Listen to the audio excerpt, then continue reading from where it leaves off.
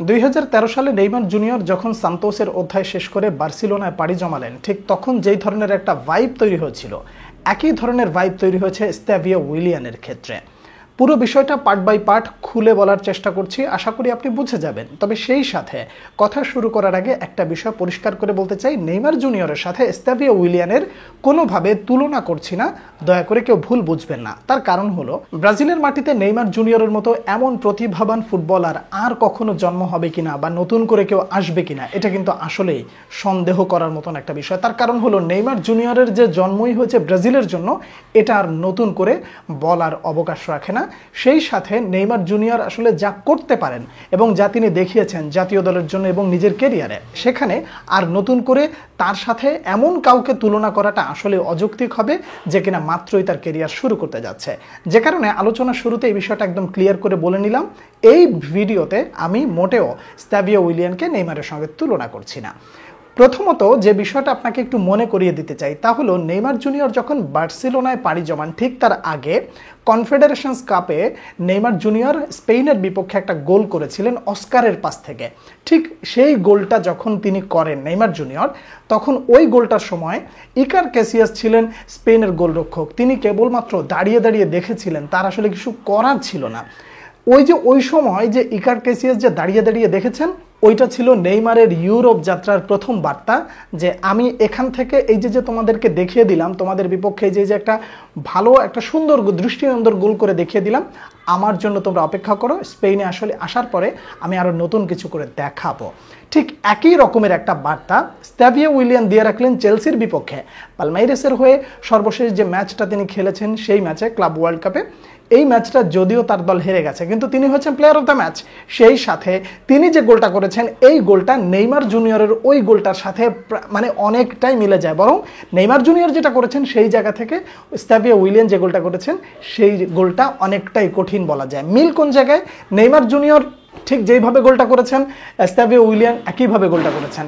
পার্থক্যর জায়গাটা যদি আপনি বলেন, তাহলে একজন করেছেন ডান পাশ দিয়ে আর একজন করেছেন বাম পাশ দিয়ে, কিন্তু দুজনের ক্ষেত্রেই গোলকিপার একেবারে হাঁ হয়ে দাঁড়িয়েছিলেন, তাদের আসলে কিছুই করার ছিল না। নেইমারের বেলা ইকার ক্যাসিয়াস এবং চেলসির বিপক্ষে এস্তাভিও উইলিয়ান যখন করছেন, তখন চেলসির বিপক্ষে চেলসির গোলকিপার তিনিও একেবারে দুই হাত উঁচু করে দাঁড়িয়েছিলেন, তাকে দেখেছেন, এর বাইরে আসলে তার কিছু করার ছিল না। দেখুন, ব্রাজিলের মাটিতে নেইমারের বিকল্প কেউ আসবে না, এটা আপনিও বিশ্বাস করেন, আমিও বিশ্বাস করি। কিন্তু নেইমার জুনিয়র সান্তোস থেকে বার্সায় যাওয়ার সময় যখন এই বার্তাটা তারা পৌঁছায়, স্পেন কিন্তু ব্রাজিলের বিপক্ষে সেই ম্যাচ হেরেছিল। সেই ম্যাচ হারার পরে নেইমারকে নিয়ে স্পেন তথা বার্সেলোনার খেলোয়াড়রা যেইভাবে তাকে বরণ করে নিয়েছিল স্পেনে যাওয়ার আগে, ঠিক একইভাবে এস্তাভিও উইলিয়ানকে চেলসির প্লেয়াররা কিন্তু বরণ করে নিয়েছে।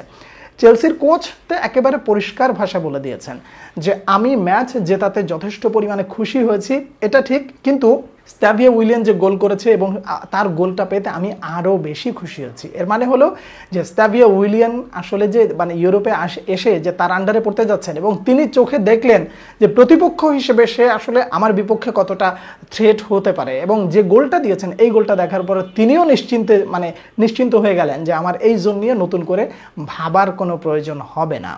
চেলসিতে তিনি যে নিজেকে মেলে ধরবেন এবং সেই জায়গায় যে আসলে মানিয়ে নিতে পারবেন কিনা, এই প্রশ্ন যদি আপনি আমাকে করেন, তাহলে সবার আগে আপনাকে বলতে চাই যে চেলসি যেভাবে ম্যাচ জয়ের পরে এস্তাভিও উইলিয়ানকে বরণ করে নিয়েছে, এবং কোল পালমার তো একদম পরিষ্কার বলে দিয়েছেন যে আমি তোমার জন্য অপেক্ষা করতে পারছি না, কবে তুমি আমাদের দলে যোগ দেবে। যদিও এই কথাগুলো পরে তিনি আবার একটা বিষয় এটাও যোগ করেছেন যে আমি তার জন্য এক্সাইটেড হয়েছি, কিন্তু ও আমার কথাগুলো বোঝে নাই হয়তো। যদিও সে না বুঝে থাকে, কিন্তু মিডিয়ার মাধ্যমে কোনো না কোনোভাবে তো সে অলরেডি জেনে গেছে।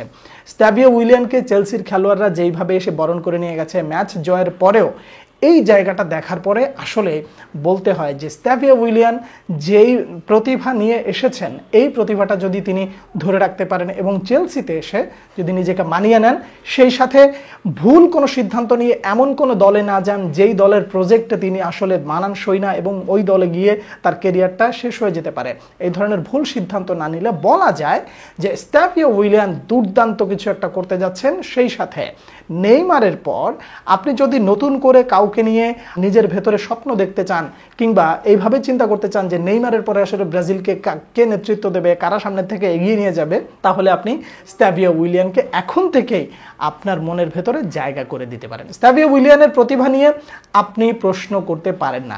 পালমেইরাসের হয়ে ক্লাব ওয়ার্ল্ড কাপে যে কটা ম্যাচ খেলেছেন, বলতে গেলে প্রত্যেকটা ম্যাচে দলের জন্য যা করেছেন, প্রত্যেকটা ম্যাচে মানে যা করেছেন সেটা যেমন চোখে পড়েছে, সেই সাথে আপনিও দেখেছেন প্রায় ম্যাচে সে কিন্তু ম্যান অফ দ্য ম্যাচ হয়েছে। তো প্লেয়ার অফ দ্য ম্যাচ হওয়াটা কিন্তু এতটা সহজ কথা নয়। ইউরোপিয়ান দলের বিপক্ষে পালমেইরাস যেইভাবে অবদান রেখেছে এবং জেতার জন্য যেভাবে চেষ্টা চালিয়ে গেছে, সেখানেও কিন্তু স্ট্যাভিও উইলিয়ানের যথেষ্ট পরিমাণ অবদান ছিল। ব্যক্তিগতভাবে আমি এটা বলতে পারি, হয়তো নেইমার জুনিয়রের পর্যায়ে তিনি যেতে পারবেন না। নেইমার জুনিয়র যেই ধরনের ফুটবলে যা কিছু দিয়েছেন, ওই পর্যায়ে মানে না যেতে পারলেও তার নামের সাথে যখন একটা শব্দ বা একটা ট্যাগ আগের থেকে লাগানো আছে মেসিনহো নামে, তো আশা করা যায় যে এই ছেলেটা অদূর ভবিষ্যতে ব্রাজিলের জন্য ভালো কিছু বয়ে আনবে। সেই সাথে ব্রাজিল যে দীর্ঘদিন ধরে একটা তারকার অভাব বোধ করছিল, নেইমার জুনিয়রের পরে আসলে কারা এই দলটাকে সামনে থেকে নেতৃত্ব দেবে, এই যে একটা ব্যাপার এতদিন ধরে যে শূন্যতাটা তৈরি হয়েছে, এই শূন্যতার অনেকটাই আশা করা যায় দূর করে দিতে পারেন স্ট্যাভিও উইলিয়ান। পুরো ওয়ার্ল্ড কাপ অর্থাৎ ক্লাব বিশ্বকাপে স্ট্যাভিও উইলিয়ানের পারফরমেন্স কেমন দেখলেন এবং তিনি চেলসিতে গিয়ে কিভাবে নিজেকে মেলে ধরতে পারেন কিংবা ইউরোপে গিয়ে তার যাত্রাটা আসলে সুন্দর হবে কিনা, আপনি কি মনে করছেন? আপনার মতামত জানাবেন পরবর্তী ভিডিওতে। আবারও আপনাদের সঙ্গে দেখা হচ্ছে, কথা হচ্ছে। সে পর্যন্ত অনেক অনেক ভালো থাকবেন। আল্লাহ হাফেজ।